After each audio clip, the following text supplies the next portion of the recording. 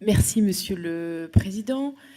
Professeur Delfraissy, merci pour la clarté et le sérieux de votre travail qui va, je crois, nous être d'une grande utilité dans notre travail de législateur dans le cadre de cette révision de loi de bioéthique. Je voudrais rebondir sur ce qu'a dit Monsieur le rapporteur Jean-Louis Touraine, qui a parlé donc de la notion de consensus. Et je ferai un parallèle avec ce que votre prédécesseur, Monsieur Didier Sicard, dit de ses inquiétudes quant à l'évolution du positionnement du rôle du CCNE. Pour le citer, il dit « Je crains qu'au fond, que l'excès de visibilité du CCNE nuise à sa capacité non pas d'indépendance, mais de réflexion. Que le CCNE perde sa liberté parce que, plus ou moins consciemment, il risque d'être jugé conservateur ou progressiste ou de se retrouver dans l'opposition s'il déplaît. » Je ne partage pas cette vision puisque je crois qu'au contraire, plus on associe les citoyens, et c'était bien l'objectif et la réussite de ces états généraux que vous avez pilotés, que de faire s'intéresser l'opinion publique à ces sujets. Néanmoins, et vous l'avez encore évoqué ce matin lors de votre conférence de presse, il y a un réel enjeu de susciter l'intérêt des citoyens sur des sujets tels que les neurosciences, la médecine génomique, la recherche sur l'embryon, et de façon à ce que le débat ne se trouve pas phagocyté par les questions plus sociétales que sont la PMA ou la fin de vie.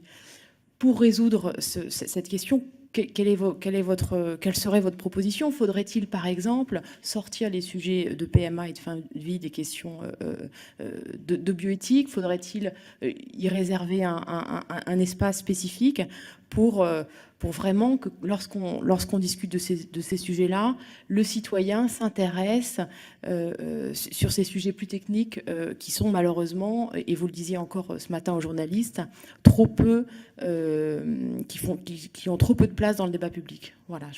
Est-ce qu'il faut les sortir finalement de la discussion de la révision de la loi bioéthique? Écoutez, je ne sais pas.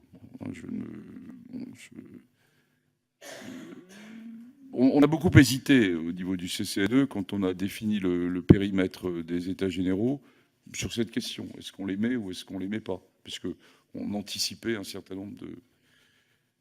Bon, on avait une vision quand même de s'engager dans de vrais États généraux. On y a plus ou moins réussi, mais qui était vraiment de commencer ce travail de débat citoyen et de participation citoyenne.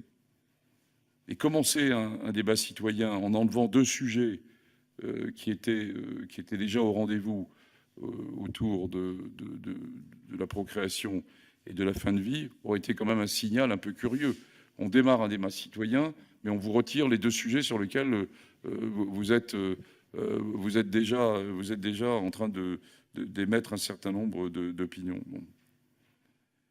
Alors après, je dirais cette période des États généraux, de l'opinion du CCNE, de l'avis du Conseil d'État, de différents avis divers et importants à prendre en compte, moi, je considère qu'on a probablement bien fait quand même, hein, de parler de ces deux sujets dans le débat citoyen et de les mettre sur la table, même si c'est difficile, même si ça n'a pas tout résolu, même s'il reste de la tension, et en particulier sur le sujet de la procréation, moins d'ailleurs sur le sujet de fin de vie, eh bien c'est important que ce débat ait pu avoir lieu. Après, il y a un deuxième temps, qui est un temps législatif et plus politique. Et voilà, est-ce que la fin de vie sera dans la loi de bioéthique? Probablement, je ne sais pas, mais on peut imaginer qu'elle le soit ou qu'elle ne le soit pas. Ça sera à la fois au gouvernement et aux législateurs de décider. Et sur la MP, sur la procréation, c'est paraît logique qu'elle soit dans la loi de bioéthique. Pourquoi? Parce que tout le monde parle de l'ouverture de l'AMP sur les couples de femmes et les femmes seules.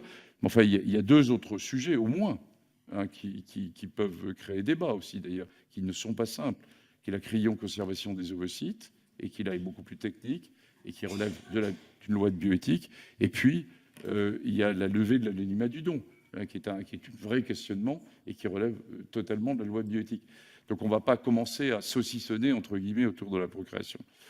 Donc voilà, je vous réponds.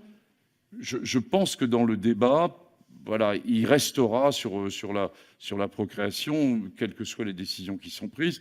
il y a de nouveaux enjeux qui vont se poser ensuite, hein, qui est la progression du futur, hein, avec des choses qui sont quand même très, très troublantes, qui sont à l'horizon sur les utérus artificiels, sur des choses qui sont à nos portes. Et donc, il y aura toujours une discussion autour de ces sujets.